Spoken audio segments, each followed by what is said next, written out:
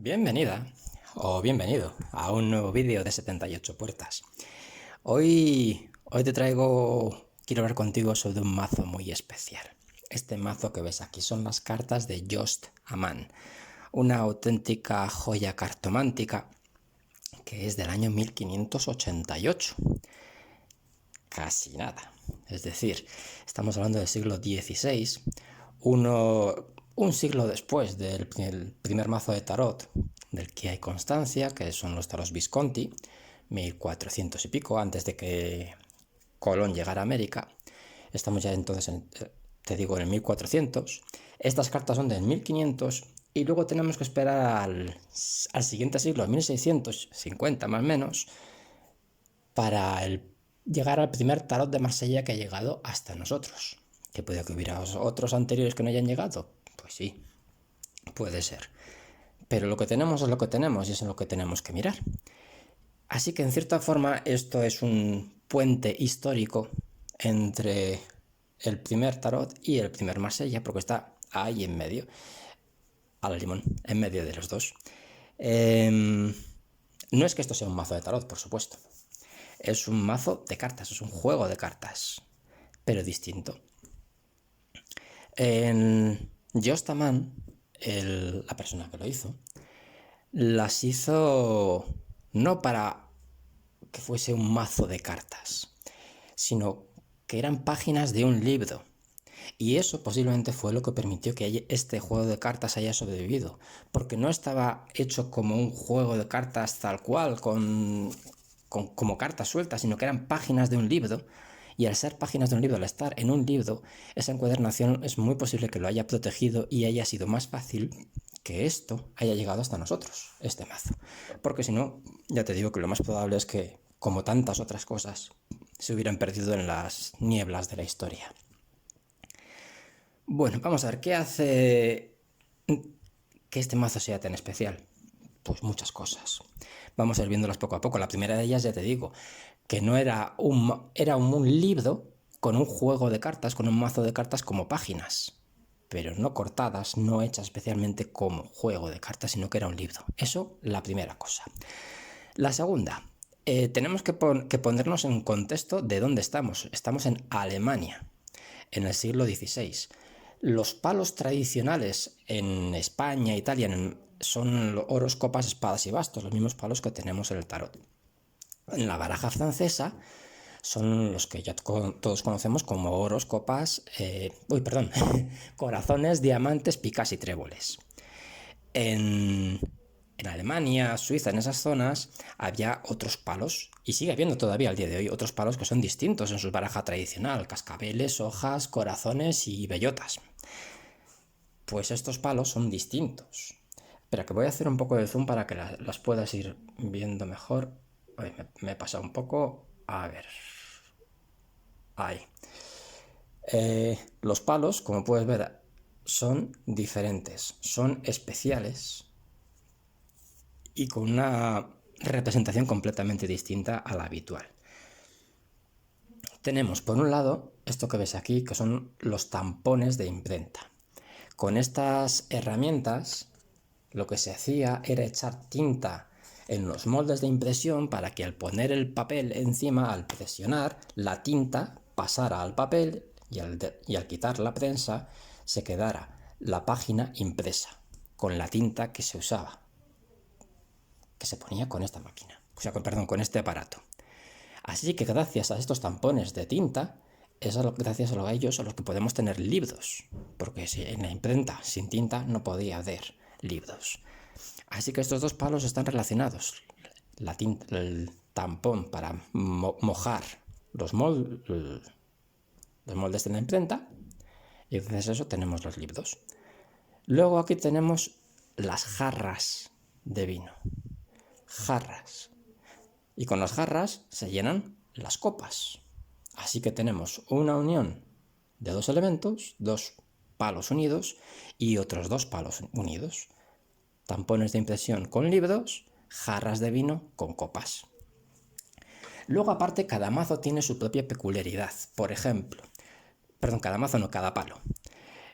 Una de las cosas que distingue este mazo es que cada palo tiene asociado una planta en concreto, una planta específica que se ve representada en todas las cartas. Vamos a ver, por ejemplo, los tampones de impresión. ¿Ves esto de aquí? Esto es la planta que está asociada a este palo. Son espadañas. Las espadañas son plantas que crecen en aguas estancadas, con poco movimiento, y antiguamente, cuando había mucho más conocimiento de las plantas y uso de las plantas que ahora, pues algunas partes de estas hojas, perdón, de esta planta, se podían utilizar para infusiones y algunas incluso se comían. La parte de arriba, lo que es el bulbo este, se mezclaba con cera para hacer velas y las hojas se trenzaban y con esas hojas se hacían sombreros y se hacían cestas, como si fuera mimbre, pues algo parecido. Es decir, que una de las cosas que nos transmite este mazo, perdón, este palo, qué pesado estoy, este palo de los tampones de tinta, es que con poco, con algo humilde, se puede llegar a sacar mucho. Y luego lo tenemos que asociar también al propio uso de lo que es el tampón. Al mojar los moldes de impresión es algo relacionado con el trabajo. Y por lo tanto, todas las cartas que vamos a ver en este palo están relacionadas con el trabajo. Fíjate como aquí en el 2 podemos ver aquí precisamente el uso en una imprenta. Y aquí tanto la espadaña, la planta de la espadaña, como los dos tampones de tinta para hacer, a ver si lo cogeré ahí, para poder echar tinta a los moldes y que luego la página saliera impresa. Aquí puedes ver una jarra, luego lo haremos de ella, que son estas de aquí. Pero es el único elemento que sale más veces, o sea, que no solo sale en su palo, sino que también sale en otras cartas que no son de su palo. Como puedes ver, mira, aquí hay otra jarra. Como puedes ver, son escenas iluminadas, tipo Rider White, pero sin ser Rider White. Este palo, el de los tampones, entonces, por eso que te he estado comentando de lo que es tanto el tampón de imprenta como la planta, la espadaña, podemos asociarlo a trabajo, a esfuerzos, a empresas, a querer arriesgarse, a querer aventurarse, a ser un empresario, podríamos decir. Lo voy a dejar aquí en el 9 porque luego te enseño otra peculiaridad de este mazo tan especial y tan lleno de peculiaridades. El palo de los libros. Bueno, pues en el palo de los libros, aquí igual en esta carta no se ve muy bien. Bueno, este león que ves aquí es este mismo león que está aquí. Eso de fondo rojo. Lo que pasa que mirando para el otro lado. Ya empezamos aquí con patrones, como en el tarot de Marsella, y a unir cartas. Bien, la planta que podemos ver aquí es la rosa. La rosa, en cierta forma, también está relacionada con el libro. El libro, aquí no solamente es conocimiento o escultura. Tenemos que tener una mentalidad un poquito más ancha para verlo, más amplia, no ancha, más amplia. Un libro denota esfuerzo, cuesta escribirlo. Y donde hay un esfuerzo siempre hay una lucha, sea por ejemplo contra la censura, estamos en 1588, sea contra la censura, sea contra las mentes de la tónica general de lo que sí que es correcto pensar y de lo que no es correcto pensar, escribir, enseñar, etc. Bueno, pues aquí tendríamos entonces asociado eso, ¿no? Los esfuerzos, los conflictos, pero también tenemos las rosas. Igual que antes en el palo de los tampones de imprenta, las espadañas nos estaban dando información, las rosas también nos dan información. ¿Por qué? Porque una rosa tiene espinas y una rosa también tiene pétalos, da olor, es bonita, representa amor. Hay mucho que unir entre las dos cosas de los libros y las rosas. Fíjate como en esta carta hay un órgano, como podemos ver también en el mazo de Giovanni Baccetta, que es del siglo XIX, 1800 y pico, 1890 y tantos.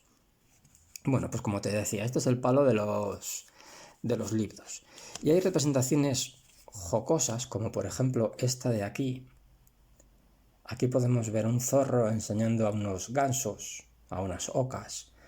Pero el alfabeto que les intenta enseñar está incompleto, faltan letras, hay errores. Aquí esto nos da un mensaje. Luego podemos ver aquí como la única carta en la que todos los libros están abiertos, en la que toda la información está disponible, está en una carta en la que hay un señor que está ahí durmiendo con moscas alrededor y sin prestar atención a nada. No está prestando atención a lo que podría obtener, a esos beneficios, a esa cultura. Tiene aquí la jarra, que luego ya vamos a ver que esto representa el dinero, tampoco le hace caso. Tiene aquí una manzana, no hace caso tampoco a la comida. Con esta herramienta de aquí podría espantar a las moscas, pero es que no hace nada, no presta atención. Pues eso también tiene un significado. En fin, voy a dejarlo aquí. Por cierto, mira, aquí podemos ver como en esta carta volvemos a tener a un instrumento musical, una especie de clavicordio, también tocado por una mujer como antes. El siguiente palo es el de las jarras de vino. Fíjate que en la jarra de vino, a ver si lo coges ahora, tiene como planta asociada la parra, la viña, mejor dicho, la viña con uvas. Las uvas de donde se saca el vino que se guarda en las jarras, que no son toneles, son jarras, ves que están abiertos por arriba, ¿verdad? Y luego ves que tiene aquí unos bultitos raros, fíjate, están en todas, ¿ves esos bultitos raros? Pues esos bultitos son conchas de ostra. ¿Qué implica la ostra? Pues ya sabes que en ocasiones dentro de cada ostra se forman perlas. Pues eso implica dinero. Y este palo de aquí, el de las jarras de vino, está asociado al dinero, a lo que serían los oros en un palo normal, en una baraja normal, ¿no? Pues esto sería el palo del dinero. Pero también es el del trabajo, el de ir poco a poco. ¿Por qué? Porque es el palo que tiene asociada las viñas con las uvas. Hay que esperar el momento adecuado para poder cosechar, primero hay que cuidar bien las plantas para que den fruto, luego hay que esperar el momento adecuado para poder cosecharlo, luego haces el vino y tienes que esperar un tiempo a que esté en su punto óptimo para poder beberlo, ¿entiendes? O sea, aquí hay dinero, aquí hay beneficios, porque de una cosa sacamos otra distinta, que es el vino, pero eso lleva un tiempo. Así que son beneficios que se obtienen poco a poco y con trabajo también, que eso en cierta forma lo podría relacionar con este palo de aquí que hemos visto antes, que era el trabajo, el de los tampones de tinta. Esta carta de aquí, el as, es curiosa. Vemos aquí una persona que está subiendo y que con una especie de receptáculo va a coger un poco del vino que está en la jarra. Es una persona que sube para coger vino. En cambio, aquí vemos a alguien que está bebiendo de una jarra grande. No es una copa, esto es muy grande.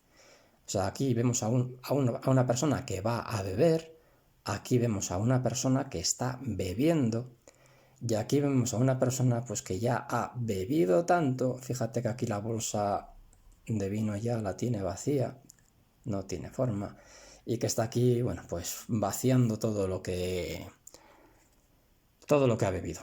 Algo que es muy habitual a veces y que en cierta forma también va un poco con el hilo mordaz que a veces suelen dar en los países nórdicos a estos mazos de cartas, un poco satírico. Pero aquí vemos un movimiento, ¿verdad? Alguien que va a beber, alguien que está bebiendo, alguien que ya ha bebido. Esto recuerda mucho, muy poderosamente a esta carta, a la rueda de la fortuna. Y he cogido este mazo en concreto porque los personajes tienen cartelitos con una pequeña frase en la que nos dicen: voy a reinar, estoy reinando, he reinado, y este de aquí abajo dice estoy sin reino. Son las circunstancias de la vida, las alternancias de la vida, que todo va y viene, que todo tiene un flujo, que nada es permanente. Pues eso es lo que estamos viendo también aquí en esta carta, en el as de jarras de vino. Bueno, voy a dejar también aquí el 9 para luego seguir explicándoos más cosas. El palo de las copas. El palo de las copas, obviamente, son también lo mismo que las copas del tarot de Marsella. Sentimientos, amor, tenemos trabajo, podrían ser bastos, teníamos esfuerzos, que podrían ser las espadas, pero aquí hay otras connotaciones distintas, ¿verdad? Aquí tenemos el aprovechar las cosas, aquí tenemos el esfuerzo, pero también el disfrute. Aquí tenemos algo parecido a los oros, pero es algo más, porque tenemos el hecho de que el beneficio se obtiene con el tiempo. Bueno, pues aquí tenemos las copas, las emociones. Y estas copas están asociadas, a ver si me lo coge bien en la cámara. Vale, esta planta que ves aquí son los lirios. Hay dos leyendas asociadas al lirio, a cómo nació el lirio. Todos los asociamos con la pureza, que el lirio transmite la sensación de pureza, la noción de pureza. Bueno, pues hay dos leyendas sobre cuál es el origen de la planta del lirio. Una nos lleva al jardín del Edén. Se dice que cuando Eva abandonó el jardín llorando, de sus lágrimas, expulsadas por lo que habían hecho, ya sabéis, ¿no? Y si no, leéis el Génesis de la Biblia y ahí lo encontraréis. Pues cuando se marchó del jardín del Edén llorando, de sus lágrimas, cuando cayeron al suelo, una de las leyendas dice que nacieron estas plantas, los lirios. Con lo cual, los lirios también nos transmiten un poco de ese sufrimiento, de ese perderlo todo, de ese abandonar. Y luego tenemos otra leyenda que dice que el lirio, estos lirios, nacieron por primera vez en el jardín, en el huerto de Getsemaní, después de que Jesucristo estuviera rezando y antes de que lo prendieran y lo arrestaran, vamos a decirlo así, para luego llegar a crucificarle.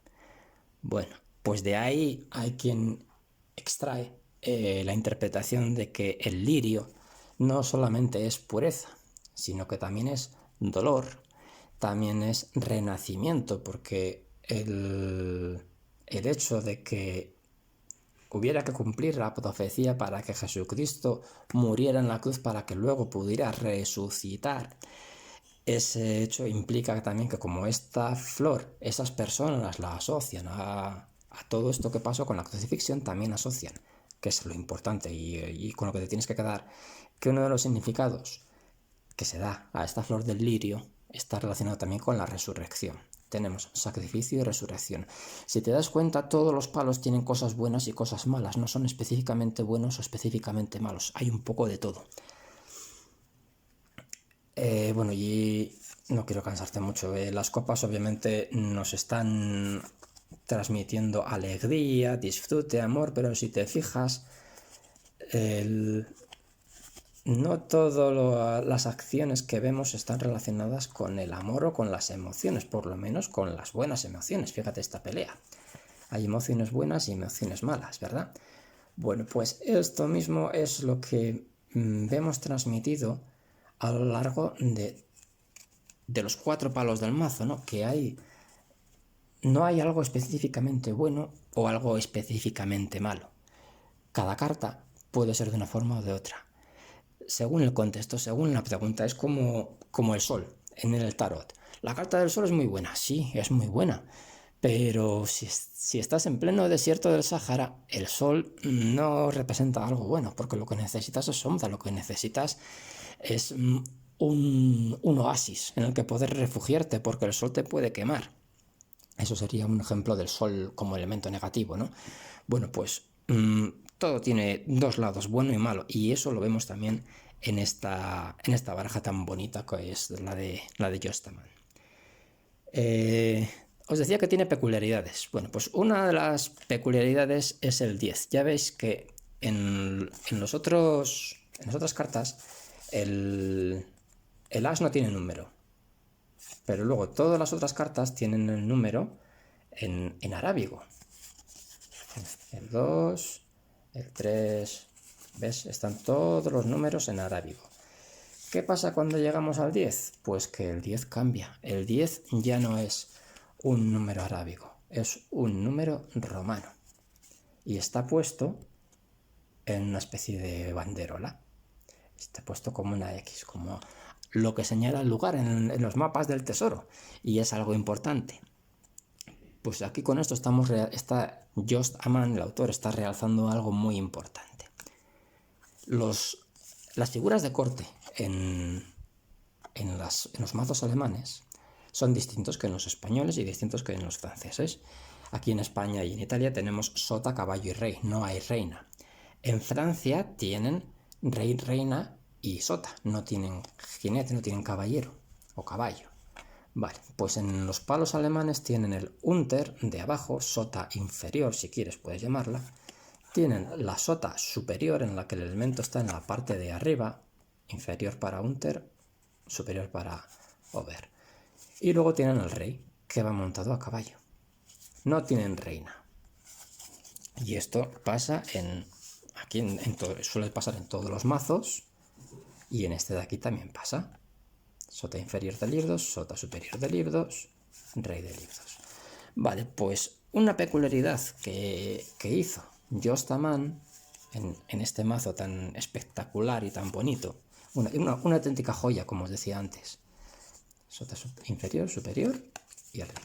Pues una de las peculiaridades es incluir como número 10 a 4 mujeres.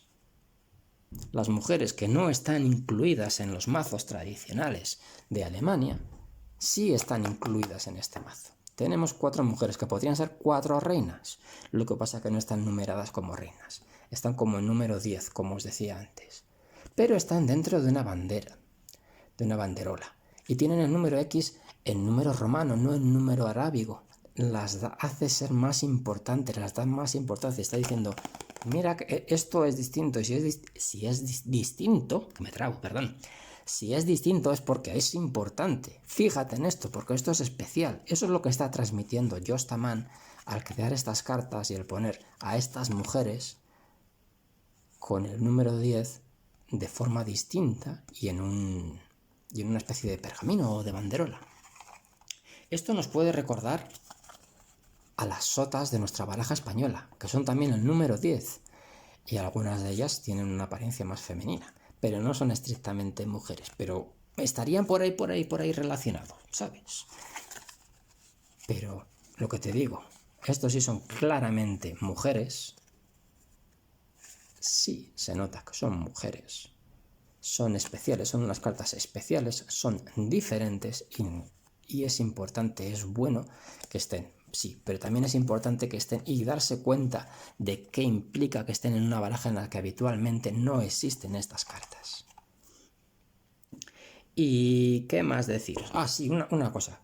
¿Dónde tengo el palo este? Las representaciones habituales del tarot de Marsella. Tengo aquí una carta pequeñita. Voy a quitar esto. Me he cogido el tarot de Noblet, que es pequeño. Los arcanos... A ver si lo puedo acercar un poquito más. Menos, me ha pasado, como siempre. Vale. Los arcanos menores del palo de oros, del 1 al 9 me he cogido. Tenemos un elemento, el as no tiene mucho problema. El 2, aunque aquí podría ser como en el palo de copas. Aquí porque están en horizontal, pero tenemos también 2. Pero luego ya esta carta quizás sea la única que no cuaje del todo. Pero si te fijas, la posición del 3 es la misma. Repito, esto es de un siglo antes de que naciera el tarot de Marsella, o por lo menos de los primeros que han llegado hasta nosotros. Tenemos esta misma disposición, el 4. El 5 tiene la misma disposición con un elemento en el centro. El 6 la tiene parecida, pero no es igual. Esta no cuajaría, no sería igual. El 7 en cambio sí es igual, sí que tiene esta misma posición arriba. El 8 tiene dos filas de 4 y 4, esta sí que es igual. Y el 9 también tiene 4 y 4, es como el 8 pero con... Cuidado que se ve. Pero con uno en el medio, un elemento extra en el medio. Así que yo, a ver, no son todas iguales, ¿no? Y no digo que este mazo haya servido como base para crear la distribución de los oros en el tarot de Marsella, ¿no? Pero algo hay. Algo hay porque son demasiado iguales y no es lo habitual, no es la representación habitual. Ni tampoco es esta la representación habitual de los palos en los mazos alemanes. Este mazo es especial, es totalmente distinto. Sé que hay una versión por ahí porque la he visto con unos colores distintos, más bonitos, más luminosos, pero he sido totalmente incapaz de encontrarla. La que sí que he encontrado, que es esta que veis aquí, la compré en esta tienda, The Historic Games Shop, que esta misma es la página web. Y nada más, espero que os haya gustado este vídeo. Es un mazo, ya os digo, que muy especial, una auténtica joya. No solamente por los años, estamos hablando de 1588, vuelvo a repetir, anda que no ha llovido y anda que no han pasado cosas. Pues no es solamente el 1588, es el hecho de que ha sobrevivido tantos años y es el hecho de que de aquí se pueden sacar muchas cosas cuando se sabe mirar. Igual que hacemos con el tarot de Marsella, ¿no? Mirar las representaciones, mirar qué está pasando en cada carta, para en base a eso poder sacar conclusiones y mensajes. Es una auténtica preciosidad. Y bueno, pues eso es todo. No quiero robaros más tiempo, que al final este vídeo si no va a ser muy largo. Muchas gracias por tu atención. A ti y a todos. Para cualquier cosa, pues aquí volveré. Aquí seguiremos y en unos días, pues más vídeos. Nos vemos. Hasta luego.